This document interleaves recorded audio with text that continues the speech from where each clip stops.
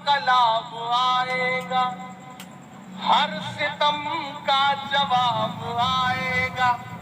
कुछ तो मीडिया को भी मसाला देना जरूरी है ना, कि देखना इंकलाब आए। सब छोड़ दो, शिक्षा पे कल कुछ नहीं छपेगा, ये मिसरे छपेंगे, आप देखिएगा। कि देखना इंकलाब आएगा, हर सितम का जवाब आएगा। अच्छे दिन का किए थे जो वादा,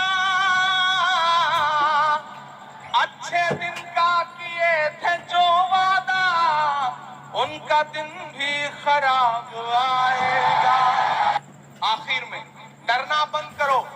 हुकूमत ये दिखाना चाहती है कि तुम्हारी चूड़ी टाइट कर रहे हैं इसलिए लोग खुश हो रहे हैं। एक तबका है ना जो इस बात पे खुश है कि तुम्हारी चूड़ी टाइट हो रही है।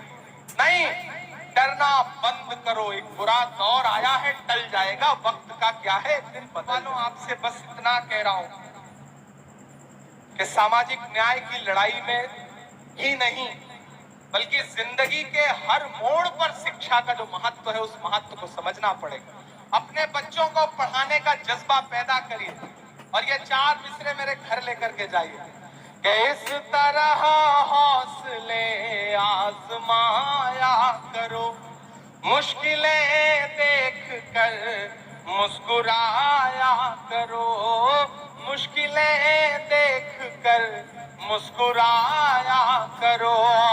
तो निवाले भले कम ही खाया करो, अपने बच्चों को लेकिन पढ़ाया करो, अपने बच्चों को लेकिन पढ़ाया करो। शिक्षित होइए, संगठित होइए। कभी डॉक्टर बाबा साहब अम्बेडकर ने कहा था ना कि शिक्षा वो शेरनी है कि जिसका दूध जो कोई भी पिएगा वो दहाड़ेगा। तो अगर दहाड़ना चाहते हो, समाज में इज्जत के साथ रहना चाहते हो तो शिक्षित बनो।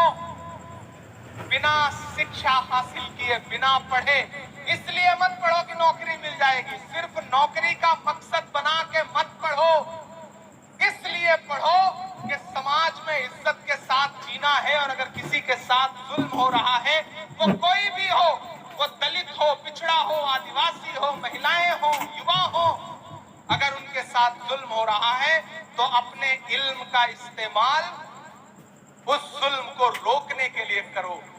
अल्लाह के रसूल ने कहा है ना कि इल्म हासिल करो चाहे चीन तक जाना पड़े। तो चीन जाने से मुराद मुझे लगता है उस दौर में यही थी कि कितनी भी मुश्किल आए, कितना भी दूर जाके इल्म हासिल करना पड़े, लेकिन इल्म हासिल करो और डरना बंद करो। आखिर में डरना बंद करो। हुकूमत ये दिखाना चाहती है कि तुम्हारी चूड़ी टाइट कर रहे हैं इसलिए लोग खुश हो रहे हैं। एक तबका है ना जो इस बात पे खुश है कि तुम्हारी चूड़ी टाइट हो रही है। नहीं, डरना बंद करो। एक बुरा दौर आया है, टल जाएगा, वक्त का क्या है, एक दिन बदल जाएगा। बदल जाता है वक्त। और जो डराने की साजिशें लेके बैठे हैं उनसे बस इतना कह के जाता हूं कि मत समझना डराने से डर जाएंगे। मैंने कहा ना मैं पीर अब्दुल हमीद की सरजमीन पे खड़ा हूँ, मैं ब्रिगेडियर उस्मान से लेकर के डॉक्टर मुख्तार अंसारी की सरजमीन पे खड़ा हूँ, मैं राम उग्रा पांडे की सरजमीन पे खड़ा हूँ। तो ये मिसरे पढ़ के जाता हूँ कि मत समझना डराने से डर जाएंगे। खालिद अमीर साहब ने हमें चाय तक नहीं पिलाई है अभी, लेकिन आपको नाश्ता कराने जा रहे थे। ये कमाल है खालिद अमीर साहब का कि स्टेज पर चाय, अच्छा चाय नहीं पिलाई तो चलो ये काम तो ठीक ही किया, चाय वाला कोई मसला न रह जाए तो ज्यादा ठीक है।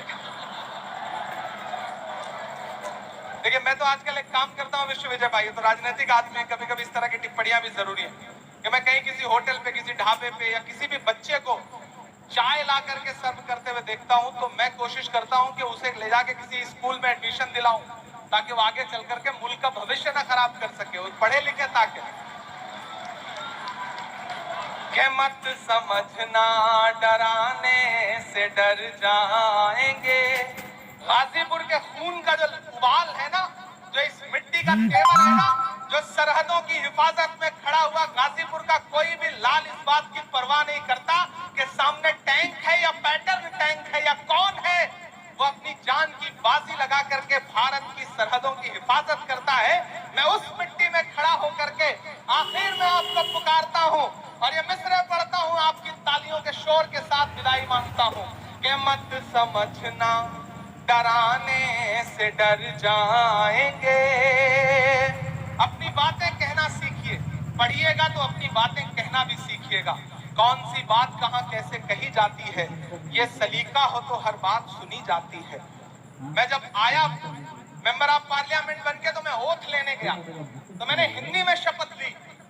तो उस समय तत्कालीन उपराष्ट्रपति थे वेंकैया नायडू जी, उन्होंने मुझे बुलाया अपने चैम्बर में और बुला के मुझसे कहा कि मैंने बहुत दिन बाद किसी युवा को इतनी शुद्ध हिंदी बोलते हुए देखा। तो मैंने कहा सर मैं हिंदी साहित्य का विद्यार्थी हूं। तो वो और चौंके, बोले तुम तो शायर हो। मैंने कहा ये कितना खूबसूरत कॉम्बिनेशन है कि मैं इलाहाबाद विश्वविद्यालय में गंगा और जमुना के तट पर बैठ करके मैंने शायरी और कविता लिखनी सीखी है। जहां संगम होता है जो नदियों का, वहां पे साहित्य का संगम होता है। मैं उस मिट्टी से आया हूं, इसलिए इस सरकार की सारी खुराफातें समझता हूं और उसको इसी भाषा में जवाब देने का हुनर भी जानता हूं। एक दिन महिला सशक्तिकरण पे बात हो रही थी तो मैं खड़ा हुआ बोलने के लिए, तो मैंने कहा यत्र नार्यस्तु पूज्यन्ते रमन्ते तत्र देवता। जब मैंने संस्कृत का सूत्र वाक्य सुनाया तो भाजपा के एक नेता बाद में मुझे सदन खत्म होने के बाद मिले, बोले इमरान आप संस्कृत का श्लोक सुना रहे हो। मैंने कहा इसमें कौन सा कमाल है भाई, मैं हिंदी साहित्य का पढ़ा हुआ हूं। अभी तो मैंने एक श्लोक सुनाया है, आपने महिलाओं के खिलाफ अत्याचार बंद नहीं किए तो और भी श्लोक सुनाऊंगा आपको।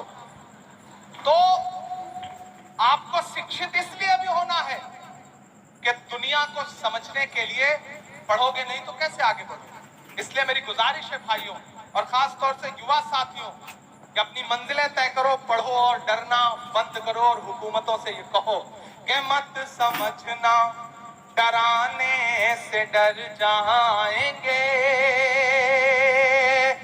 मत समझना डराने